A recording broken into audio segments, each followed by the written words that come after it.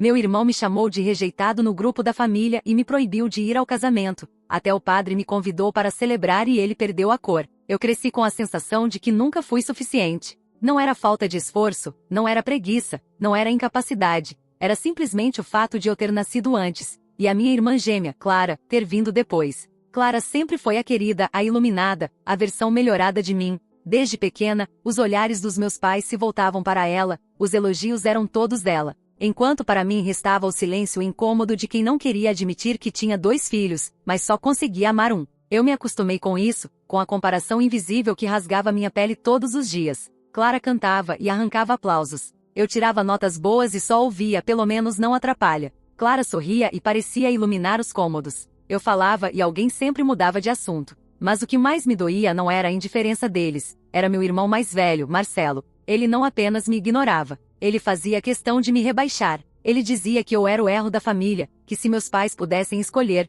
teriam apenas Clara e ele. Eu era o acidente de percurso, a sobra. No início, eu achava que era exagero da minha cabeça, mas o tempo foi me provando o contrário. Os aniversários em que eu via Clara recebendo presentes caros e eu ganhava meias. As festas em que todos posavam para fotos com ela, enquanto eu ficava atrás cortado do enquadramento. As reuniões de família em que meus tios perguntavam apenas sobre ela, como se eu fosse um parente distante e desimportante. A gota d'água veio meses atrás, quando anunciaram o casamento de Clara. Eu fiquei feliz por ela, juro que fiquei. Apesar de tudo, ela era minha irmã, e eu nunca consegui odiá-la. Mas foi nesse momento que Marcelo mostrou do que realmente era capaz. Um dia, sem aviso, acordei com meu celular explodindo em notificações. O grupo da família estava fervendo. Abri as mensagens e meu coração quase parou. Marcelo tinha escrito, em letras garrafais, diante de todos os parentes, primos, tios e até amigos adicionados. Já que estamos resolvendo a lista do casamento, deixo bem claro, o rejeitado não vai.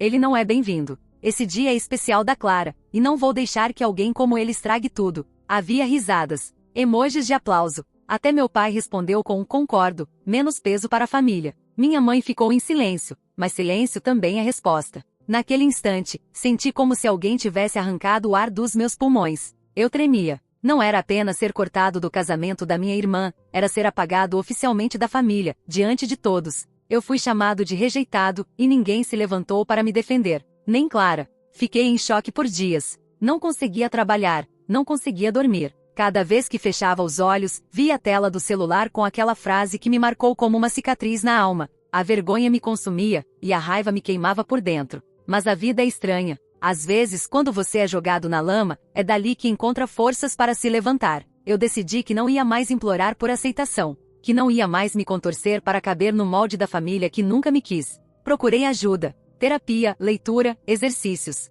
Comecei a reconstruir meu corpo e minha mente, tijolo por tijolo. Descobri que, longe deles, eu conseguia respirar. Descobri que eu não era tão fraco quanto eles queriam me fazer acreditar. E foi justamente quando eu comecei a me reerguer que a sabotagem aconteceu. Clara me ligou numa noite chuvosa. A voz dela tremia. Disse que queria me encontrar sozinha, sem os pais, sem Marcelo. Eu fui. Apesar de tudo, meu coração ainda tinha espaço para acreditar que ela era diferente. Que talvez, no fundo, ela ainda me via como irmão. Nos encontramos numa cafeteria quase vazia. Ela me olhou nos olhos e disse que sabia que Marcelo tinha exagerado, que sentia muito pelo que aconteceu. Mas havia algo estranho. A mão dela tremia ao segurar a xícara, e os olhos desviavam dos meus. Quando provei o café que ela me ofereceu, senti um gosto amargo, metálico. Naquela noite, acordei no hospital. Tive uma intoxicação grave. O médico disse que provavelmente alguém havia colocado algo na minha bebida. Meu estômago foi lavado às pressas. Se eu tivesse demorado mais alguns minutos, talvez não estivesse ali para contar. Meu mundo desmoronou de novo. A dor não era só física, era psicológica. Quem faria aquilo comigo? Eu olhava para Clara, lembrando da xícara tremendo nas mãos dela, lembrando do jeito que ela desviava o olhar. Será que tinha sido ela? Será que minha própria irmã gêmea tinha tentado me apagar de vez? Ninguém da família foi me visitar. Nenhuma mensagem, nenhuma ligação. A única exceção foi o padre da paróquia do bairro, o mesmo que nos viu crescer. Ele entrou no quarto, segurou minha mão e disse: "Filho, não se desespere. Às vezes, Deus transforma a rejeição em missão. Você ainda vai entender o propósito disso tudo." Naquele momento não entendi, mas algo dentro de mim acendeu. Dias depois, recebi a notícia que mudou tudo. O padre queria que eu participasse da cerimônia do casamento. Não como convidado qualquer, mas como parte essencial da celebração. Era a oportunidade perfeita para mostrar que eu não era o rejeitado, que apesar de tudo, eu ainda estava de pé. Só que eu também sabia que se minha família descobrisse isso, as máscaras cairiam, e talvez, dessa vez, não houvesse volta. Quando recebi o convite do padre, confesso, meu coração disparou. Eu, o rejeitado, o excluído, aquele que eles tinham jogado fora como lixo, agora teria a chance de estar no altar, diante de todos, no mesmo casamento do qual Marcelo havia me proibido. Era poético, era cruel, era arriscado. No primeiro instante, pensei em recusar. Meu instinto de sobrevivência gritava que isso só traria mais dor, mas ao mesmo tempo, algo dentro de mim queria ver a reação deles. Queria olhar nos olhos de Marcelo e dos meus pais e mostrar que eu não tinha sido esmagado, que eles falharam em me destruir. O padre sorriu quando aceitei. Não é vingança, filho. É redenção, ele disse. Mas eu sabia que as duas coisas se misturavam em mim. Os dias que antecederam o casamento foram uma tortura. Eu andava pelas ruas e sentia como se todos me observassem, como se soubessem da traição que minha família havia cometido contra mim. À noite, tinha pesadelos com o café envenenado. A lembrança do gosto metálico ainda me queimava a boca. Eu via Clara me entregando a xícara e desviando o olhar. E me perguntava, por quê? Por que a minha própria irmã gêmea teria feito isso? A mente humana é cruel quando insiste em repetir perguntas sem respostas. E quanto mais eu pensava, mais me convencia de que ela não apenas sabia, mas tinha participado. No grupo da família, as mensagens sobre o casamento continuavam. Fotos da decoração, piadas internas, convites trocados. E eu, oficialmente excluído, lia tudo em silêncio. Às vezes, meu dedo coçava para responder, para jogar na cara deles que eu estaria lá, no altar, ao lado do padre. Mas segurei. Não queria estragar o momento. Eu queria que a revelação fosse no instante certo, quando ninguém pudesse fugir. Finalmente, o grande dia chegou. O casamento seria numa igreja antiga, no centro da cidade, onde vitrais coloridos deixavam a luz atravessar em feixes dramáticos. Eu cheguei cedo de terno escuro, acompanhado pelo padre que me acolhera como filho. Os olhares começaram a pesar sobre mim assim que cruzei a porta lateral reservada aos organizadores. Alguns parentes me viram de relance e arregalaram os olhos, mas se calaram. Eles não entendiam o que eu fazia ali. Ainda não. Fiquei nos bastidores, enquanto os convidados se acomodavam. O burburinho aumentava. Risadas, cochichos, brindes improvisados com taças de champanhe antes mesmo da cerimônia. E então ouvi a voz de Marcelo ecoando do corredor. Não se esqueçam, pessoal, o rejeitado não vai aparecer. Ele sabe que aqui não tem lugar para ele. A raiva subiu como fogo na minha garganta, mas eu respirei fundo. O padre colocou a mão no meu ombro, como se sentisse meu ódio pulsando. E calma, o tempo deles acaba hoje. Quando a música começou, e todos se levantaram para a entrada da noiva, meu coração quase saiu pela boca. Clara entrou radiante, em um vestido de renda que parecia feito para uma princesa. Ela sorria, mas eu vi. Vi quando seus olhos correram pela igreja e me encontraram, parado ao lado do padre, perto do altar. O sorriso dela se partiu por um segundo. Um microgesto, imperceptível para a maioria, mas claro para mim. Ela não esperava me ver ali. Marcelo, por outro lado, demorou um pouco mais para perceber. Ele estava ocupado organizando os padrinhos, pavoneando-se como se fosse dono da festa. Mas quando finalmente me viu, congelou. Os olhos se arregalaram, a boca se abriu num o quê, e o rubor subiu no rosto dele como fogo. O padre então anunciou com voz firme. Hoje, antes da cerimônia, temos uma bênção especial. E para isso, convidei alguém que esta família tentou excluir, mas que Deus jamais rejeitou. O silêncio que caiu foi sepulcral. Todas as cabeças se viraram para mim. Meu irmão apertou os punhos. Minha mãe levou a mão à boca. Meu pai desviou o olhar, incapaz de me encarar. Eu caminhei até o centro do altar. Minhas pernas tremiam, mas minha voz saiu firme. Boa noite. Para quem não me conhece, eu sou o rejeitado. Alguns convidados riram nervosos. Outros sussurraram, incomodados. Marcelo avançou um passo, mas o padre ergueu a mão e o conteve. Quero dizer algumas palavras, continuei. Palavras sobre família, sobre amor, e sobre como, às vezes, quem mais deveria nos proteger é quem mais nos apunhala. Enquanto falava, senti os olhos de Clara cravados em mim. Não era ódio, não era desprezo, era medo. Ela estava apavorada. E isso me deu a certeza que eu não queria. Ela tinha algo a ver com a tentativa de me envenenar. Eu olhei diretamente para ela e disse: nos últimos meses, alguém tentou me destruir. Alguém que deveria estar ao meu lado. Mas estou aqui, de pé, vivo, mais forte do que nunca. Um murmúrio percorreu a igreja. Eu podia sentir o desconforto, a eletricidade no ar. Marcelo suava, Clara tremia, meus pais se encolhiam no banco. E quero que todos saibam, finalizei, respirando fundo, que não há rejeição capaz de me apagar. O padre colocou a mão sobre minha cabeça e fez a bênção. O silêncio continuou denso, sufocante. Clara mordeu os lábios, e lágrimas brotaram em seus olhos. Marcelo parecia prestes a explodir. E então, no instante seguinte, aconteceu algo que ninguém esperava. Um dos padrinhos se levantou, apontou para mim e gritou: "E chega de fingir. Conta logo a verdade, Clara." A igreja inteira virou-se para ela. O noivo arregalou os olhos, confuso. Clara recuou um passo, pálida como vela. Meu coração disparou. O que ele sabia? O que ela tinha feito? Clara começou a balbuciar, incapaz de formar frases. Marcelo tentou intervir, mas outros padrinhos o seguraram pelos braços. O clima virou um caos em segundos. Convidados cochichavam, alguns filmavam com o celular, outros simplesmente olhavam em choque. E foi aí que percebi, a verdade estava prestes a explodir. Mas antes que Clara pudesse abrir a boca, as luzes da igreja piscarem e se apagaram de repente, mergulhando todos na escuridão. Ouvi gritos, passos apressados, cadeiras sendo arrastadas. E em meio ao caos, uma mão fria agarrou meu braço com força e sussurrou no meu ouvido: "Você não devia ter vindo." O mundo pareceu girar. Eu reconheci aquela voz. Era a de Clara. E no segundo seguinte, senti algo afiado encostar na minha costela.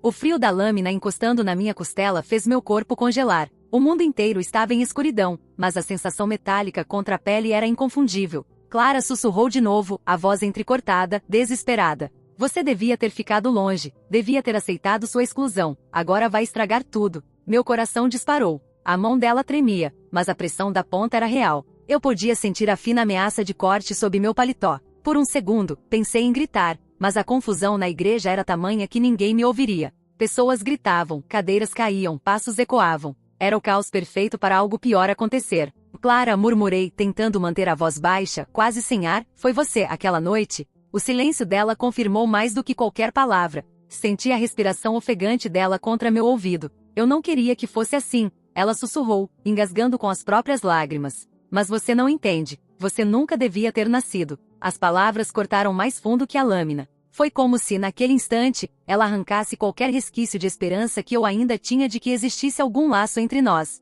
Eu era o irmão gêmeo rejeitado, mas até então parte de mim acreditava que havia amor, mesmo que escondido. Agora não restava nada. De repente, as luzes voltaram, piscando e se acendendo de uma vez, revelando a cena. Convidados estavam de pé, alguns apavorados, outros indignados. E ali estávamos nós dois, Clara com os olhos arregalados, tentando esconder algo nas mãos, e eu, segurando o braço dela com força para afastar a ameaça da lâmina. Um burburinho coletivo percorreu a igreja. Marcelo avançou no mesmo instante, gritando: "E larga ela, seu lixo!" Sempre tentando se fazer de vítima. Mas antes que ele me atingisse, o padrinho que já havia gritado antes se colocou entre nós. Ele olhou diretamente para Clara, com a voz firme: "Chega, Clara. Você não pode continuar escondendo. Eu sei o que você fez." O noivo, pálido, virou-se para ela. "O do que ele está falando?" Clara começou a chorar, as lágrimas borrando a maquiagem perfeita que antes encantava todos. Seus olhos corriam de um rosto ao outro, como se procurasse uma saída, mas não havia mais.